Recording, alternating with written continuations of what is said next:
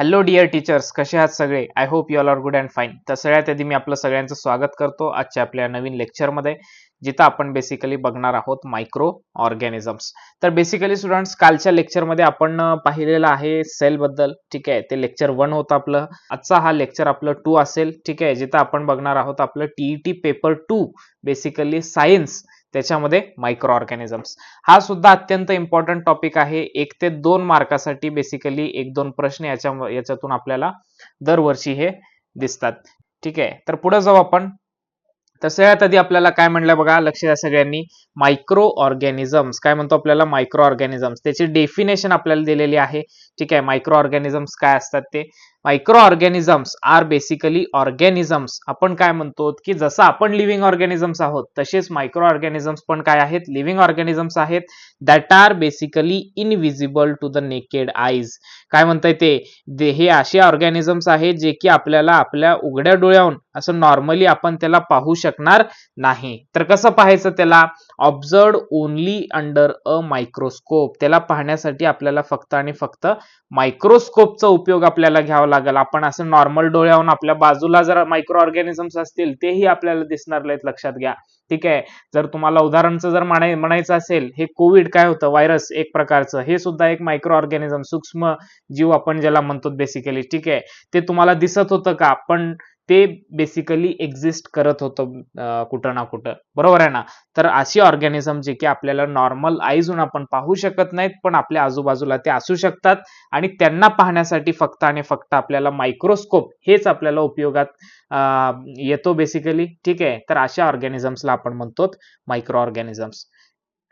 तर पुढे जर म्हणला तर मायक्रो ऑर्गॅनिझमचे टाइप्स आणि त्याचं क्लासिफिकेशन आपल्याला दिलेलं आहे. म्हणजेच काय की मायक्रो ऑर्गॅनिझम कोणत्या फॉर्म मध्ये आपल्याला दिसतात, त्याचे प्रकार काय आहेत ते आपल्याला दिलंय तिथं. ठीक आहे, सगळ्यात आधी जर आपण म्हणलं तर मायक्रो ऑर्गॅनिझम्स हे युनिसेल्युलर पण असतात आणि मल्टीसेल्युलर पण असतात. म्हणजे काय? सिंगल सेल्ड आणि मल्टिपल सेल्स त्याच्यामध्ये आपल्याला दिसतात.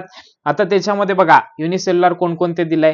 बॅक्टेरियाज आहेत. ठीक आहे, बॅक्टेरिया कुठे दिसतात आपल्याला? घाण पाणी वगैरे ज्याच्यात असतो त्याच्यात बॅक्टेरियाज वगैरे राहू शकतात. व्हायरस आहेत, व्हायरसेस वगैरे, जसं कोविड-19 फॉर एक्झाम्पल, बेस्ट एक्झाम्पल. मग त्याच्यानंतर प्रोटोझोआ वगैरे. ठीक आहे, याच्यामध्ये एक्झाम्पल दिलेत अमिबा, पॅरामोशियम, हे सगळे हे म्हणजे पाण्यात वगैरे राहतात हे. ठीक आहे, मग हे अमिबा पण आणि पॅरामोशियम वगैरे पण. ठीक आहे, मग त्याच्यानंतर मल्टी सेल्युलर, हे पण काही टाईपचे मायक्रो ऑर्गॅनिझम्स आहेत की जे मल्टी सेल्युलर असतात. जसं की फंगाय आणि अल्गी. हे अल्गी पाण्यामध्ये आपल्याला दिसते, फंगाय पण आपल्याला भरपूर जागी आपल्याला दिसतच असते, फंगस वगैरे. ठीक आहे, मग त्याच्यानंतर classified as algae, फंगाय, protozoa, bacteria, viruses. तर ह्याच्यामध्ये आपल्याला क्लासिफिकेशन कसं दिलंय? अल्गी पाण्यात राहणारे, फंगाय हे प्लांटच्या आजूबाजूला म्हणा, ब्रेड मोल्ड्स वरती वगैरे जे बुरशी वगैरे लागते ते. मग हे प्रोटोझोआ पण तसेच, हे अमिबा, पॅरामोशियम पाण्यात वगैरे आपल्याला दिसतात. मग बॅक्टेरिया म्हणा, वेगळे वेगळे बॅक्टेरियाज असतात. व्हायरसेस असतात जे की डिसीजेस वगैरे कॉज करतात. हे आपल्याला त्याचं क्लासिफिकेशन दिलंय based on basically shape and life processes. यांना आपण क्लासिफिकेशन करतो बेसिकली. या व्हायरसचं बेसिकली शेप पण आपण त्याच्यामध्ये बघतो आणि त्यांचं लाईफ प्रोसेसेस, की ते काय ऑकर करतात, त्यांच्यामुळं बेसिकली काय काय त्यांचे फंक्शन्स वगैरे आहेत त्याच्या आधारेवरती. ठीक आहे, तर त्याच्यानंतर काय म्हणलं बघा, प्रोकॅरियोटिक अँड युकॅरियोटिक. हे जे मायक्रो ऑर्गॅनिझम्स असतात ते आपल्याला प्रोकॅरियोटिक आणि युकॅरियोटिक दोन्ही फॉर्म मध्ये दिसतात. ठीक आहे, जसं काल तुम्हाला मी म्हणलं होतं प्लांट्स हे युकॅरियोटिक असतात, अॅनिमल्स युकॅरियोटिक असतात, तसे हे मायक्रो ऑर्गॅनिझम्स आपल्याला दोन्ही मध्ये दिसतात. आपण हे काल डिटेलमध्ये पाहिलेलं आहे, प्रोकॅरियोटिक काय असतात आणि युकॅरियोटिक. जर तुम्ही कालचं लेक्चर हे अटेंड केलं नसेल तर अगोदर ते अटेंड करा, मग हे बघा तुम्हाला सोप्या पद्धतीनं कळून जाईल सगळं. ठीक आहे, आपलं बघा कसं असतो, जे आपण लेक्चर 1 दिलंय आणि त्याच्यात जसं जसं आपण पुढे जातो एकदम आपण बेसिकहून ऍडव्हान्स कडे चाललोत, लक्षात घ्या. तर तुम्ही फर्स्ट लेक्चर पासून तर एंडिंग पर्यंत पूर्ण लेक्चर्स पहा. 100% तुम्हाला सगळे लेक्चर्स हे कळतील आणि 100% तुम्हाला तुमच्या परीक्षेमध्ये यश मिळणारच. ठीक आहे. तर आपण म्हणलं की मायक्रो ऑर्गॅनिझम्स हे प्रोकॅरियोटिक पण आहेत आणि युकॅरियोटिक पण आहेत. प्रोकॅरियोटिक म्हणजे काय म्हणलं होतं? आता सगळ्यांनी थोडं 2 मिनिटासाठी लक्ष द्या.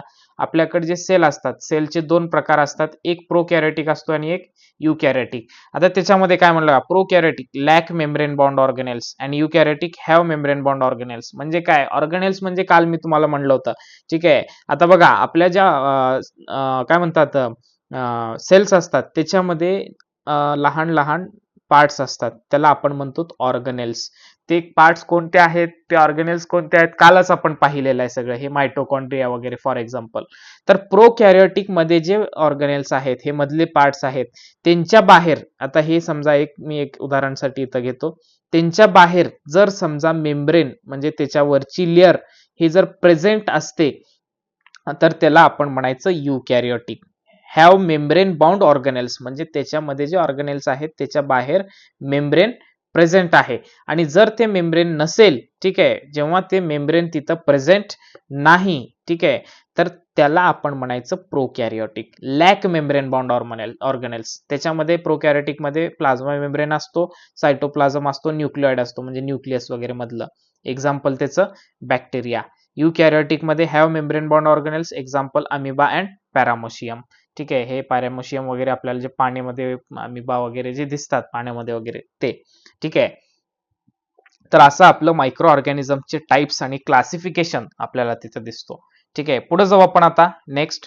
त्याच्यानंतर आपल्याला एक महागा आलेला प्रश्न आहे, ते आपण 2 मिनिटात बघू. Which of the following is not a micro organism. आता जसे जेवढे आपण डिस्कस केले त्यामधलंच हा एवढा एक प्रश्न आहे की मला सांगा याच्यामधलं ऑप्शन ए दिलाय अमिबा, ऑप्शन बी दिलाय paramecium, C spirogyra, fourth D plasmodium.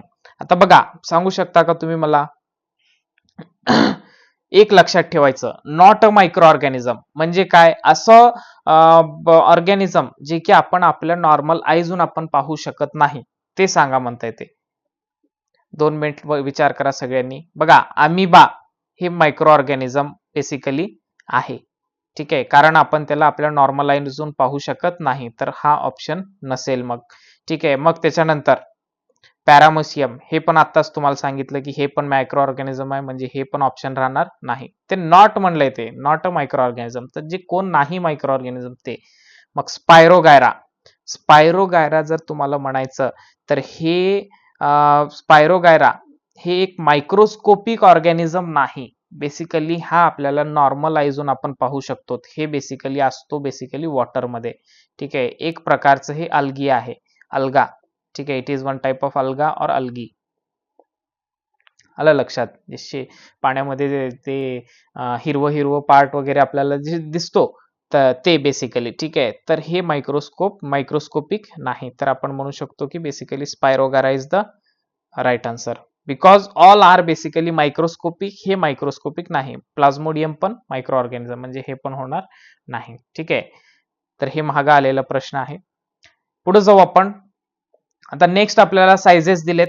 पॅरामोशियमचे size बघा, कालच तुम्हाला मी साइजेस बद्दल सांगितलं होतं. युनिट हे जर असं MU असं मिळून असेल तर त्याला म्हणायचं बेसिकली काय? मायक्रोमीटर. काय म्हणायचं? काल सेलमध्ये आपण पाहिलं होतं, मायक्रोमीटर. ठीक आहे, मग त्याच्यानंतर हे टायफॉइड बॅक्टेरिया, मग त्याच्यानंतर पोलिओ. हे बघा इथं NM म्हणून आलंय. ठीक आहे, NM म्हणजे काय हो? Nanometre. NM means basically nanometre. आणि MM म्हणजे मिलीमीटर, सॉरी. ठीक आहे, आणि हे MU असं जर असेल तर त्याला म्हणायचं मायक्रोमीटर. तर इथं साइजेस दिलेत आपल्याला, हे साइजेस थोडंसं लक्षात ठेवा. पॅरामोशियमचं नियर अबाउट किती असतो? 100 मायक्रोमीटर. मग त्याच्यानंतर टायफॉइडचं दिलंय, टायफॉइडचं बेसिकली 1 to 3 हे किती असतो? मायक्रोमीटर. मग पोलिओ व्हायरस किती? 28 नॅनोमीटर. मग microbes are generally near about basically 100 किती आहे ते? मायक्रोमीटर. ठीक आहे, तर अशा प्रकारे आपले त्याचे साइजेस दिले, ते एक लक्षात ठेवा. मग याच्यानंतर ऑकरन्स एक इम्पॉर्टंट आहे. ऑकरन्स म्हणजे ते कुठं आपल्याला दिसतात. बघा, सगळ्यात पहिलं एअर. एअर म्हणजे हव्यामध्ये ते आपल्याला दिसतात, वॉटरमध्ये दिसतात, सॉइलमध्ये, फूड बेसिकली, कचरा, सिवेज, घाण पाणी वगैरे, मग बॉडीज ऑफ प्लांट्स, ॲनिमल्स, ठीक आहे. ॲनिमल्सच्या, प्लांटच्या बॉडीमध्ये सुद्धा मायक्रो ऑर्गॅनिझम्स असतात, ठीक आहे. Some are solitary amoeba, others live in colonies. काही काही कसे असतात, हे आपल्याला असं कॉलनीजमध्ये दिसतात, म्हणजे असं ग्रुपमध्ये दिसतात, काही काही एकटे एकटे राहिलेले असे दिसतात, ठीक आहे. मग त्याच्यानंतर काय म्हणलं बघा, ग्रोथ रिक्वायर स्पेसिफिक कंडिशन्स. आता आपल्याला जे याच्यामध्ये ग्रोथ होणारी आहे त्याच्यामध्ये प्रॉपर कंडिशन्स त्याला लागतात, ठीक आहे. माईक जसं आपल्याला राहण्यासाठी प्रॉपर टेम्परेचर लागतो, जेवण लागतो, एअर लागतो, सनलाईट लागतो, तर त्यांना पण बेसिकली अशा वेगळ्या वेगळ्या गोष्टी हे स्पेसिफिक कंडिशन्स लागतात. कोणकोणत्या आहेत, जसं सॉइल आहे, माती त्यांना प्रॉपर लागते, वॉटर लागतो, मग डिकेइंग मटेरियल, म्हणजे असं डिकेइंग सॉरी मॅटर, काही जे जमिनीतले घाण पदार्थ वगैरे असे काही गोष्टी त्यांना लागत असतात, ठीक आहे. मग बेसिकली टेम्परेचर 25 to 37 डिग्री सेल्सिअसचं प्रॉपर टेम्परेचर लागतो, न्यूट्रियंट्स लागतात, chlorophyll for basically algae, and basically moist and humid atmosphere. Atmosphere आपल्याला थोडंसं मॉइश्चर वगैरे असलेलं ह्युमिड क्लायमेट बेसिकली आपल्याला तिथं लागतो, ठीक आहे. मग in adverse condition microbes form a protective covering. आता ते काय करतात, मायक्रो ऑर्गॅनिझम्स आहेत फॉर सपोज हे, तर ते त्यांच्यावर एक प्रॉपर लेअर तयार करतात, ठीक आहे. केव्हा तयार करतात, ज्यांच्या जर ॲडव्हर्स कंडिशन्स असतील, तर जर खराब कंडिशन्स असतील, हे जर प्रॉपर कंडिशन, जसं आत्ताच आपण डिस्कस केलं, मॉइश्चर प्रॉपर नसेल, टेम्परेचर प्रॉपर नसेल, तर ते त्यांच्यावर एक कव्हर तयार करतात, ठीक आहे. ते कव्हर आणि बेसिकली पॉज लाईफ प्रोसेसेस, आणि त्यांचे जे लाईफ प्रोसेस आहेत थोडंसं त्याला पॉज देतात, ठीक आहे. म्हणजे त्यांच्यामध्ये कोणतंही रिप्रोडक्शन म्हणा, सेक्शुअल रिप्रोडक्शन वगैरे, ते थोडंसं स्टॉप करतात, किंवा त्यांचं ग्रोथ वगैरे हे अशा टाईपमध्ये, ठीक आहे. त्यांच्यामधले मेटाबॉलिक प्रोसेसेस, ठीक आहे, हे थोडंसं स्टॉप करतात, आणि ते रिझ्युमिंग व्हेन कंडिशन्स इम्प्रूव्ह, आणि ते लगेच कंटिन्यू केव्हा करतात, त्यांची जेव्हा कंडिशन्स थोडंसं नॉर्मल झाले तर, ठीक आहे. कंडिशन्स इम्प्रूव्ह झाल्यानंतर ते त्याला इम्प्रूव्ह करत असतात. मग त्याच्यानंतर युजफुल आणि हार्मफुल मायक्रो ऑर्गॅनिझम्स आपल्याला बघायचे आहेत. युजफुल म्हणजे जे आपल्याला उपयोगात येतात, हार्मफुल म्हणजे जे आपल्यासाठी धोकादायक असतात. युजफुल मायक्रो ऑर्गॅनिझम मध्ये काय म्हणलं बघा, सगळ्यात पहिलं बघा, डिकम्पोजिशन म्हणजे काय बघा, microbe in soil, dung decompose garbage sewage, producing manure and keeping surrounding clean. आता डिकम्पोजिशन मध्ये आपल्याला मायक्रो ऑर्गॅनिझम हेल्प करतात, म्हणजेच की बेसिकली समजा जे काय गार्बेज वगैरे असतात, जे काय म्हणतात आपल्या जमिनीमध्ये गार्बेज म्हणा, सॉइल मध्ये डंग वगैरे, शेण वगैरे, ते त्याला डिकम्पोज करतात, आणि त्याला जे खतं वगैरे असतात त्याच्यामध्ये ते कन्वर्ट करतात बेसिकली, ठीक आहे. त्याला आपण डिकम्पोजिशन म्हणतो, ठीक आहे. मग त्याच्यानंतर काय म्हणलंय, नायट्रोजन फिक्सेशन मीन्स बेसिकली बघा, आता हा इम्पॉर्टंट आहे. बेसिकली समजा झाडं आहेत, मग त्याच्यानंतर जमिनीमध्ये झाडांचे रूट्स आहेत. आता काही प्लांट्स असतात त्यांना आपण म्हणतो leguminosae plants. Microbes in soil and root nodules of leguminosae plants. तर मायक्रोब्स हे सॉइल मध्ये जे रूट्स असतात लेग्युमिनोसे प्लांट्सच्या, leguminosae plants means the types of plant, जसे की वटाणा वगैरे आहेत, जे प्रोटीन ज्याच्यातून आपल्याला भेटू शकतो, त्या प्लांट्सला आपण लेग्युमिनोसे प्लांट्स म्हणतो. वटाणा, बीन वगैरे जे असतात ते, ठीक आहे. तर त्याच्यामध्ये बघा, हे काय करतात, convert atmospheric nitrogen into compounds एन्हान्सिंग soil fertility. आता हे काय करतात, जे ॲटमॉस्फिअर मधलं नायट्रोजन आहे ते बेसिकली ते झाडाला घेऊन देतात. बघा, इथं काय करत आहेत, ते झाडांचा फायदा करत आहेत. कसं फायदा करत आहेत, की त्या ॲटमॉस्फिअर मधलं नायट्रोजन वगैरे जे काही असेल त्याला ते कन्वर्ट करून अशा कंपाऊंड्स मध्ये, जे की झाडांना लागत असतो प्रोटीन वगैरे, त्याच्यामध्ये ते कन्वर्ट करतात बेसिकली, ठीक आहे. त्याला आपण नायट्रोजन फिक्सेशन म्हणतो. आलं लक्षात. तर हे कुठं ना कुठं झाडांसाठी उपयोगाचं आहे, म्हणून आपण त्याला युजफुल मायक्रो ऑर्गॅनिझम्स म्हणतो, ठीक आहे. हे रूट्स वरती राहतात बेसिकली, रूट्स वरती राहून बेसिकली ते काय करतात, त्यांना न्यूट्रिशन प्रोव्हाइड केल्यासारखं, ठीक आहे. मग त्याच्यानंतर ते फर्मंटेशन मध्ये हेल्प करतात. फर्मंटेशन म्हणजे काय, जसं दुधाचं दही तयार होणं, ठीक आहे. मग त्याच्यानंतर ब्रेड तयार होणं, इडली, योगर्ट, चीज, अँटीबायोटिक्स, ठीक आहे. म्हणजे काय, त्या कोणत्याही गोष्टीला आपण असं समजा, आता दुधाचं दही तयार करणं म्हणजे आपण त्याला एका प्रकारचं सडवल्यासारखं झालं, ते आलं लक्षात. म्हणजे आपण त्याला खराब करून कुठं ना कुठं त्याच्याहून चांगलीच वस्तू तयार करत असतो बेसिकली. ठीक आहे. तर ते त्यासारखं आपण त्यासाठी आपण त्याला एक युजफुल मायक्रो ऑर्गॅनिझम म्हणू शकतो.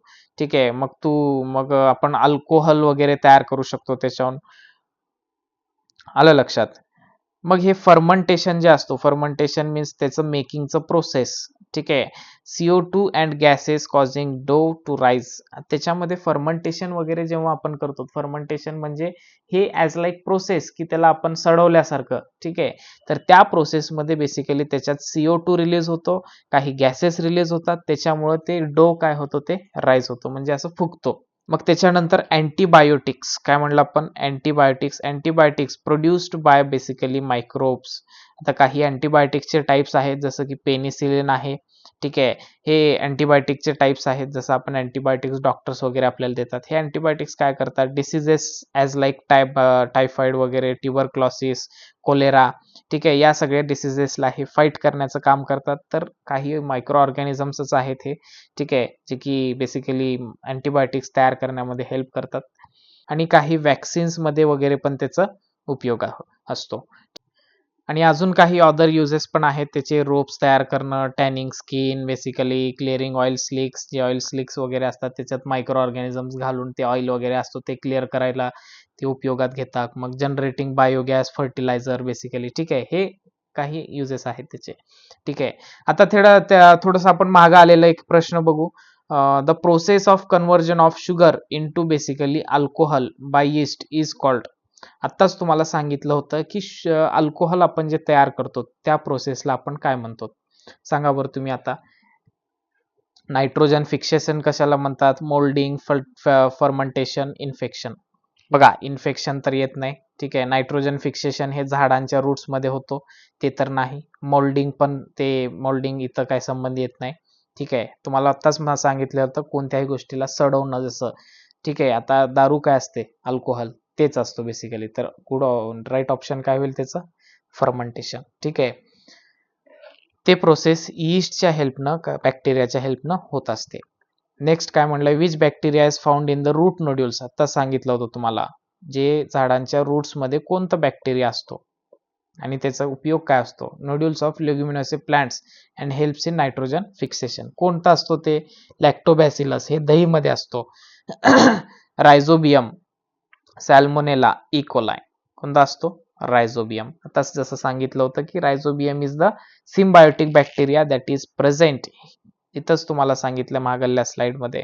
ठीक आहे. इथं बघा, microbes in the soil, root nodules of leguminosae plants. ठीक आहे. इथं हे डायग्राम काढून पण दाखवलं होतं. ठीक आहे. हे मागं आलेले प्रश्न आहेत.